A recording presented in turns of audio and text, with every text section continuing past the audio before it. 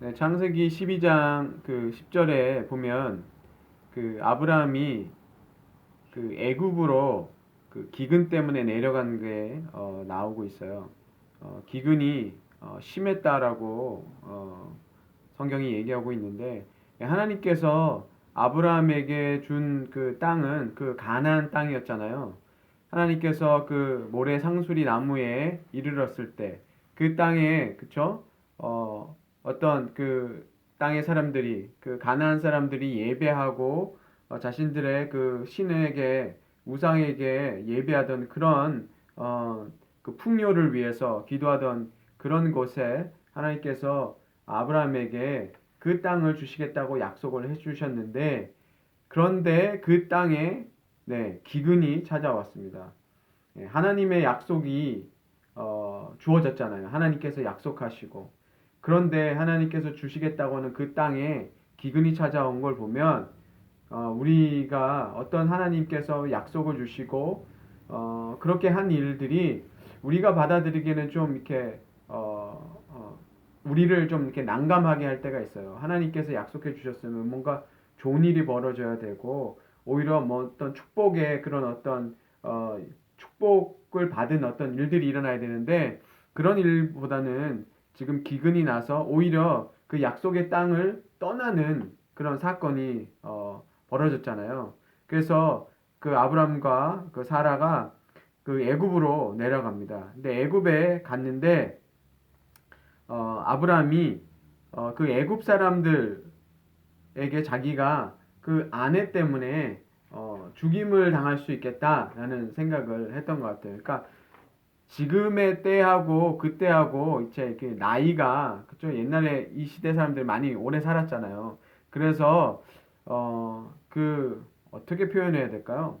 그 당시의 나이와 우리의 나이로는 좀 이렇게 그 어느 정도 연령이 젊다, 늙었다 이렇게 얘기하기가 좀 어려운데, 아브라함의 이야기를 보면 자기 그 아내 사례가 상당히 그 예뻤다라고 얘기를 하고 있어요. 그 나이가 무슨 노인이라기보다는 그 당시 기준에서 보면 예뻤다라고 얘기를 합니다. 예, 그래서 성경에 우리가 얘기하는 치명적인 미인이 아마 사례가 아니었을까, 성경이 얘기하고 있는 것 같아요. 예, 치명적인 아름다움을 가진 여자 사례. 예, 사례의 원래 이름이 공주입니다. 뜻 자체가. 그래서 상당히 미인이었던 것 같아요. 그 당시 기준에 따르면. 그래서 아브라함이 이 여자를 때문에 자기가 죽을 수 있겠구나. 네, 아주 네. 네, 성경은 그렇게 얘기하고 있습니다. 저도 궁금해요. 하늘나라에서 이 자매가 어떻게 생겼는지. 네.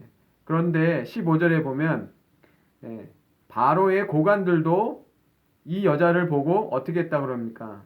칭찬했다 그러니까 아브라함의 개인적인 생각이 아니라 공통적으로 그 시대 사람들이 봤을 때 상당히 미인이었던 것 같습니다. 사례가. 예, 얼굴은 예뻤는데 아이가 없었던 거죠. 그래서 바로가 자기 후궁으로 삼으려고 했던 것 같아요. 그래서 그 아브라함에게 뭘 줍니까? 오빠라 그러니까 양과 소와 노비와 암소와 나귀와 낙타를 얻었더라. 이 말은 자기가 가지고 있는 게 아니라 예, 애굽의 바로 왕이, 사례가 동생이라 그러니까 어떻게 합니까? 그 당시 사람들은 신부를 데려오면 돈을 주는 그런 풍습이 있었던 것 같아요. 그러니까 그 바로 그 애굽의 왕이니까 그 후궁을 맞이하니까 어떻게 하겠습니까? 그 왕의 어느 정도 스케일이 있으니까 그만큼 많은 그 결혼 지참금 같은 거를 챙겨준 거죠.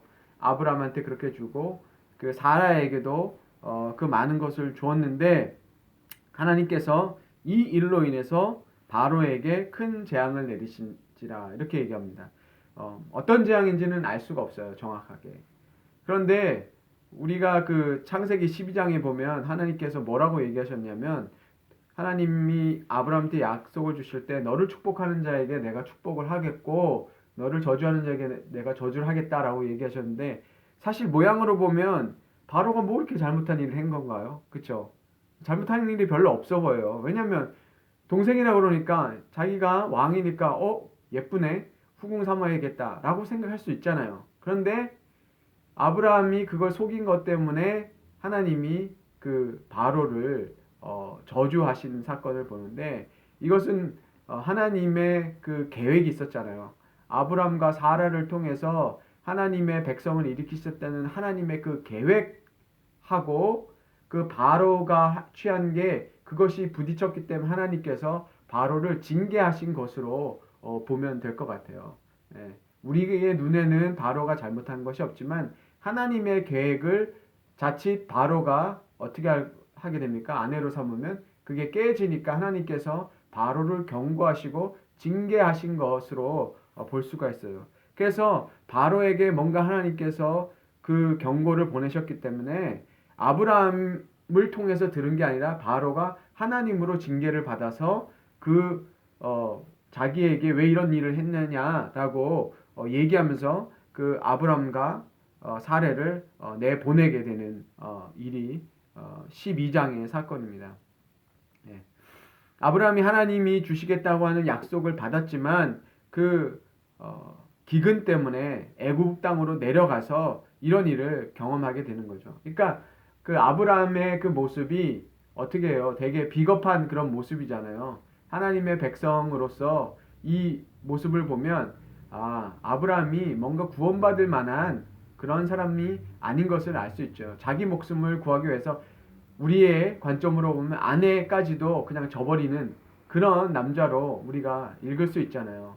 그리고 하나님을 신뢰해서 하나님의 어떤 부르심을 받은 사람으로서의 행동이라고는 볼 수 없죠. 그만큼 아브라함이 하나님께 택함을 받았고 하나님께 약속을 받았지만 아브라함이 그렇게 믿음이 좋은 그런 사람이라는 것은 우리가 알 수 없어요. 이 장면을 통해서 보면 우리가 아브라함이 하나님께 부름을 받았지만 아직도 인간적으로는 참 미흡하고 비겁한 사람이구나 하는 것을 볼 수 있어요. 그러니까 성경에 보면 하나님께서 사용하시는 사람들이 뭔가 이렇게 인격이 좋고 사람들이요 이렇게 그렇게 사랑할 만한 뭔가 이게 존경할 만한 그런 모습으로 처음부터 비추어지는 사람들이 거의 드물어요. 비겁하고 그렇죠? 배반하고 그런 사람들의 모습을 보잖아요. 우리 사도 베드로도 그랬던 것처럼. 그래서 13장에 보면 그래서 아브라함이 그 애굽에서 다시 이 하나님께서 약속하신 그 땅으로 다시 올라오는 것을 얘기하고 있어요. 그래서 2절에 보면 아브라함에게 가축과 은과 금이 풍부하였더라. 예, 그 기근 때문에 애굽에 내려갈 정도면 모르겠어요. 자기가 가지고 있는 은과 금이 많았다면 뭐 기근이 있어도 그냥 거기서 그냥 먹고 살 수 있지 않았나, 굳이 애굽까지 내려갈 필요가 있었나 라는 생각도 드는데 어쨌든 그 기근이 너무 심했기 때문에 아마 그것을 사 먹을 수도 없는 음식을 사 먹을 수도 힘들 만큼 그런 기근이 있었거나 아니면 어쨌든 그 아브라함이 힘든 가운데서 애굽을 내려갔다가 그 바로의 그 궁에 들어가면서 바로에게 받은 그 재물들이 엄청나게 많았던 것 같아요. 사례도 그렇고.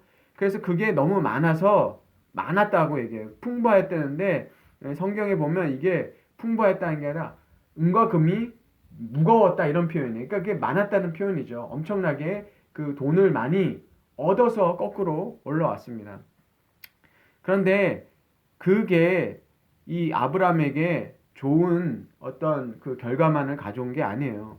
그것 때문에 뭐가 벌어지냐면 자기 조카 롯과 싸움이 벌어지게 됩니다. 너무 양과 소와 그쵸 애굽에서 받은 양과 소와 뭐 암수도 받고 노비도 받았단 말이에요. 낙타도 받고 그런 것을 받고 이것 때문에 너무 많아져서 이제는 기근이 문제가 아니라 이제는 너무 많아져서 문제가 됐던 겁니다. 그래서 그것 때문에 롯의 롯을 위해서 일하는 사람과 아브라함을 함께 일하는 사람들이 어떻게 하냐면 싸움이 벌어진 것 같아요. 그러니까 이 다툼이 한 번 일어난 게 아니라 여러 번 반복되고 있다는 것을 알 수 있어요. 한 번 싸워가지고 그렇겠습니까? 자주 싸움이 되니까 그렇죠? 그것도 이방 나라에서 자꾸 싸움을 지고 있었어요. 그러니까 아브라함이 어떻게 얘기하냐면 우리가 한 친족이니까 너와 내 목자나 내 목자가 서로 다투게 하는 게 맞지 않다. 이방 땅에서. 그쵸? 체면이 안 서지 않습니까? 더군다나. 그래서 그러면 너가 좌하면 우하고 내가 우하면 좌하되. 그러니까 이게 갈라지는 게 좋겠다. 왜냐면 같이 있으면 계속해서 이게 싸움이 벌어지니까. 자, 그런데 이번에는 아브라함이 어떻게 하냐면 롯이 먼저 결정하게 해요. 그러니까 예, 나이로 보나 그 서열로 보나 아브라함이 내가 우할 때니까 너 내가 택하는 거에 반대 방향으로 가라 해도 전혀 문제가 없잖아요. 자기가 어른이니까. 그런데 아브라함이 롯에게 먼저 양보를 해요. 우선권을 양보를 한다고요. 그러니까 롯이 어떻게 합니까? 이 롯도 이 친구가 상당히 그게 강했던 것 같아요. 뭔가 뭐 우리로 얘기하면 그 눈치도 빠르고 그리고 롯은 자기 아버지가 일찍 죽었기 때문에 지금 그 아브라함과 같이 오게 됐는데 이 롯이 그 기회를 잘 잡아서 어떻게 합니까? 자기가 눈을 들어서 요단 지역을 바라본즉 소알까지 온 땅에 물이 넉넉하니라. 그러니까 목축을 하는 사람 그런 사람들에게는 뭐가 중요합니까? 물이 중요하잖아요. 기근이 나고 가뭄이 들면 다 죽으니까 물이 많은 땅을 당연히 선택했겠죠. 좋은 땅을. 그래서 그 땅을 선택했는데 여호와께서 소돔과 고모라를 멸하기 전이었으므로 이렇게 얘기해요. 그러니까 뭐라고 얘기하냐면 그 소돔과 고모라가 멸망하기 그 전에 그렇게 좋은 땅이었다는 거예요. 여호와의 동산 같고 여호와의 동산이 어디죠? 에덴 동산 같다는 거예요. 그러니까 땅이 상당히 좋았고, 그렇죠? 물도 많고 그런 농사도 잘 되고 그런 축복받은 땅이었고 어디 땅 같다 그랬어요? 애굽 땅 같았더라 이렇게 얘기하는 거죠. 그러니까 아브람과 그 롯이 어디를 갔다 온 거예요? 방금 전에 애굽을 내려갔다 온 거잖아요. 애굽을 내려갔다 와서 얼마나 그 농사가 잘 되고 물이 많고 이런 것을 보고 왔으니까 이 올라와서 롯이 어떤 땅을 뽑았냐면 그렇게 좋은 땅을 뽑았다는 거예요. 애굽 땅 같고 그리고 그 하나님의 동산 같군 그런 좋은 땅을 택했다는 것을 알 수 있어요. 그리고 나서 롯이 이제 그 삼촌을 떠나가는 거죠. 자기가 좋은 땅을 찾아서 먼저 떠나는 거죠. 그럴 때 하나님께서 14절에 보면 뭐라고 얘기하시냐면 롯이 아브람을 떠난 후에 여호와께서 아브람에게 이르시되 너는 눈을 들어 너 있는 곳에서 북쪽과 남쪽과 그리고 동쪽과 서쪽을 바라보라.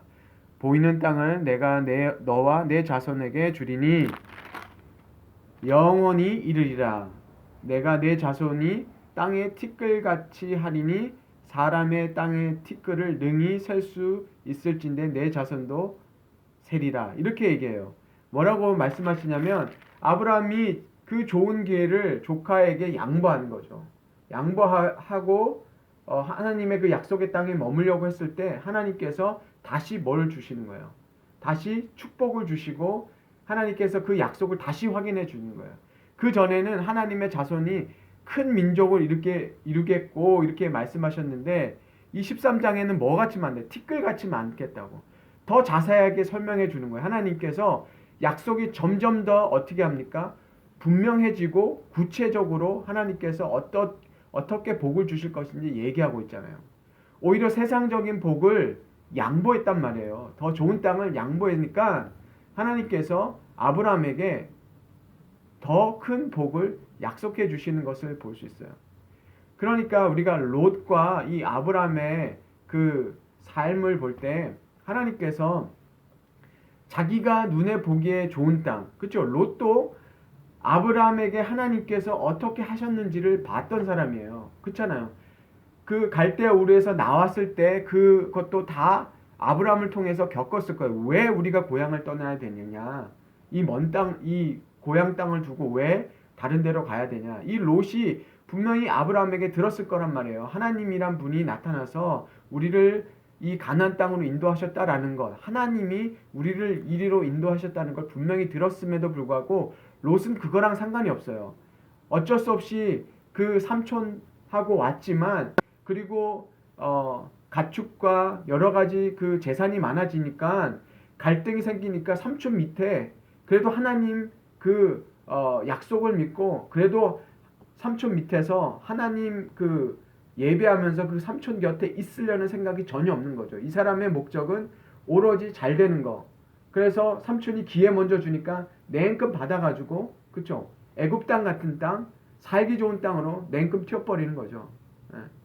그럴 때 자기가 눈을 들어서 찾았단 말이에요. 자기가 눈으로 살펴서 좋은 땅, 좋은 곳으로 갔는데 아브라함은 가만히 그것을 지켜볼 때 하나님께서 눈을 들게 하주셨다는 거예요. 그러니까 이 히브리어에서도 이것을 서로 이게 대꾸하게 만들어 놨어요. 표현을 했어요. 롯이 자기 눈을 들어서 찾아 나갔다라고 얘기했고 아브라함은 누가 눈을 들게 해줬어요? 머리를 들게 했다고 그래요. 누가 머리를 들게 했어요? 하나님이 아브라함의 머리를 들게 해줬다라고 얘기해요. 그래서 시편 3편 3절에도 이렇게 얘기하죠. 여호와는 여호와여 주는 나의 방패시요 나의 영광이시요 나의 머리를 드시는 자이시니라. 이게 뭐라고 얘기하냐면 우리는 때로는 우리가 이런 일을 겪잖아요.